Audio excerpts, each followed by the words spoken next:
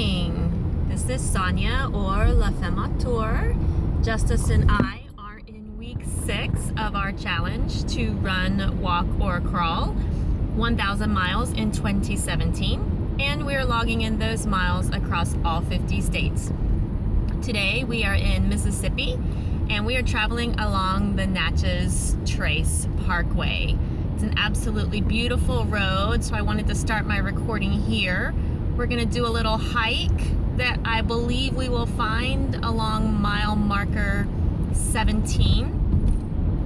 And this parkway was specifically created separate from the interstate or state highways to celebrate some history.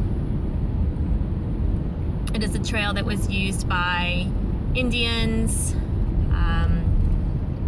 commerce, and the government, and runs about 440 miles between Natchez, Mississippi and Nashville, Tennessee. I'm not sure how far we will follow the trace, but there are some historic sites along the way. The hike that we'll see today is supposedly a sunken trail, and maybe see some of the Windsor ruins while we're nearby. Here we go. History of the Trace. The Natchez Trace was politically, economically, socially, and militarily important for the United States in its early development.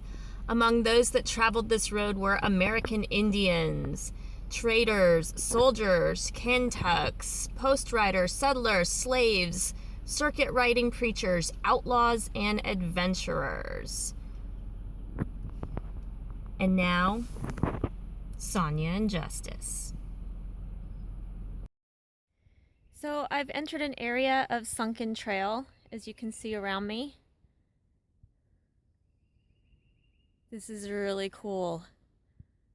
I read that the topsoil is called loess, and it's basically wind-blown topsoil from Ice Age dust storms.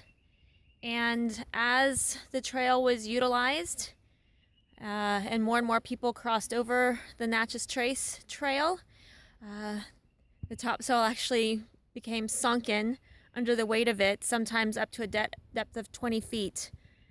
That's pretty deep and pretty darn cool. Onward. This trail is well maintained. You can see all the leaves, and someone has been through recently and swept them all up. This is way cool. So traveling through another sunken section of the trail, literally surrounded by mountains of soil.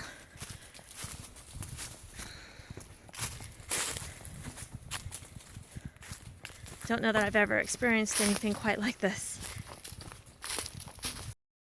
Well, unfortunately, we've hit an impasse. There is a ton of fallen brush across the trail here, and we could probably march our way right over and through it, but I don't think we will. You know, there was a time when I would have never allowed myself to walk away from that hot mess. I mean, seriously, I would have just trampled my way through it. I would have picked up Justice and carried her along the way. I would have ended up scratches on my arms, my legs, my face, my neck, filthy, dirty. I wouldn't have cared. I'd have never walked away. But I don't have to prove anything to myself anymore. I don't have to do that unless I feel like it. And today, I didn't. So I didn't have to prove to myself that I was a warrior and I was tough and I was worthy of this challenge. I didn't have to, and I tell you, that feels really good. I ain't gonna lie though, a part of me totally wants to go back and tackle that monster. I mean, just for the feeling of like, ah! I love that, but I'm sure I'll be getting plenty of that over the next year. And today, it's really just about celebrating the fact that I'm here and learning some about the history that makes us who we are.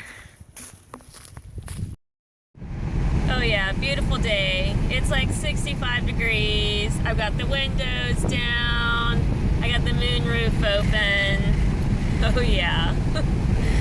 Enough said. I have spent the day roaming around the Natchez Trace, and I read that between 1800 and 1820, it was the most heavily trafficked rough road in the South. It certainly is not these days. It has been quiet. I have enjoyed the solitude after my time in New Orleans, and I am staying in a legit free camp tonight. So I'm out in the trees and the leaves and the breeze, and it feels wonderful. And I'm going to stretch out and enjoy the fresh air and see what tomorrow has in store. Thank you for joining me.